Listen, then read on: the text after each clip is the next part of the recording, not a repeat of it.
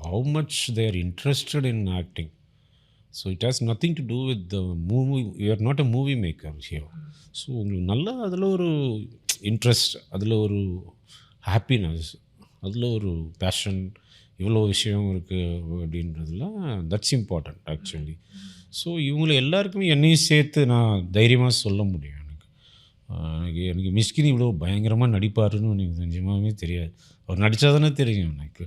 So அது எதுவும் இப்போ சிவகார்த்திகேயன் இதுவாக ஒன்றும் பண்ணுவார், ஸ்டண்ட் இல்லாதவங்களெல்லாம் போய் அடிப்பார். என்ன படம் தெரில எனக்கு.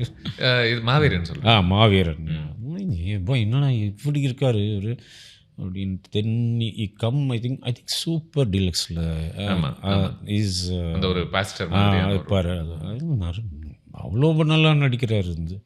அவரே நடிச்சுட்டு போகிறது இது. So it's astonished like how much these guys can act. So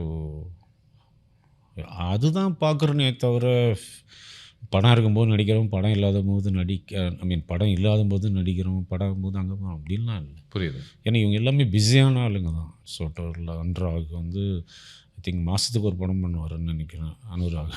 so I think அதை விட்டுட்டு வரணும், பண்ணணும் அப்படின்றது அவங்களுடைய individual decision and shows how much they like to act.